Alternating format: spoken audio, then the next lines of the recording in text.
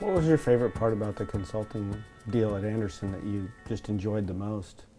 Being around a group of really smart, diverse people that were incredibly skilled, incredibly passionate in and outside of work, and just being around that energy every day. It's what drove me. It was around the people that I met. I mean, I still keep in touch with a great deal of them, and they inspire me on a daily basis because of the way they've lived their lives, personally and professionally, and that was something that I'll never be able to forget, and something that will always be dear and central to me and who I show up in the world as because of those formative experiences. It was in part due to Andersen Consulting or those types of companies kind of creating environments where people could kind of cross-pollinate and develop those experiences together.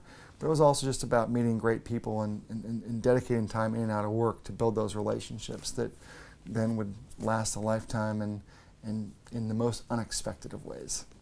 What was inspiring about the way that they lived their lives? The most inspiring thing about the way the people that I met at Accenture have lived their lives was about that they didn't follow the rules. You would think that you start in consulting, that it would be a linear path toward being an operations leader in business.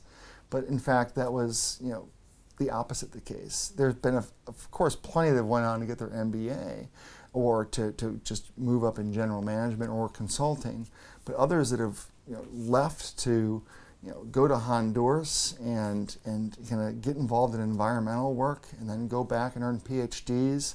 Others that have decided to stay at home and raise families. There was quite just a starburst of path that kind of came out of that no one could have ever predicted.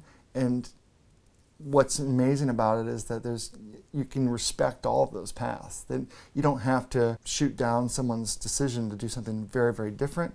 You give them the latitude, like, wow, that's really, how did you come to that decision? How did you do that? And then you really get to know someone at a deeper level. And that, to me, has been, from that experience, just an incredible learning opportunity that I've embraced for a long time.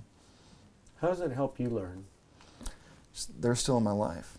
I've involved several of them in Capture Your Flags. Andrew Hudson is the guy that went to Honduras and works for the Environmental Defense Fund now. Ramsey Pryor is now an entrepreneur, has spent time in digital for 15 years. I stay connected to them. Now, I forcibly stay connected to a few of them through Capture Your Flag and documenting their lives, but just not only going back to where we were as 22-year-olds, but where are we now as 41-year-olds?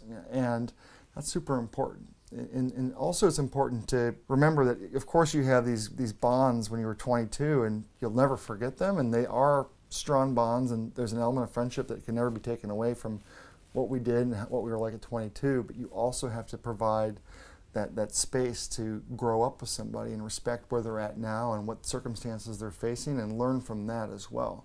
And then the key is that how can you package that together and start to learn from the journey as well, connect the dots from when you initiated that relationship to where you're at now. Maybe you've not seen each other regularly over 20 years, but now we have 20 years of experiences to learn from each other, so making sure to reach out and ask people for help or ask people about their lives if the opportunity arises. Why is that so important to you? It's important to me because it's important to them. It's like we're all living these lives, and I don't want someone to be defined with, like, this is where I'm at 41 and judge me. So you've lived a beautiful journey. Of course it's been filled with ups and downs and lefts and rights, personally and professionally, but the fact is that you have been on a journey. We don't know where it's going to go. We don't know how long that journey will be, but we're still here together, and let's make time to appreciate one another while we have the chance and while we have the opportunity to connect. And that might be on a monthly basis with Facebook or LinkedIn, or an annual basis with a phone call or a reunion. Who knows? But it's different for everybody, and it's different in different time periods of your life. But still, I think it's really important to respect someone's story and how it's developed, to learn from it, to reciprocate by sharing and kind of your own story, and then to just embrace that as an important part of life, at least one where I like to focus my attention on, give my brain some space, some storage space to think through that.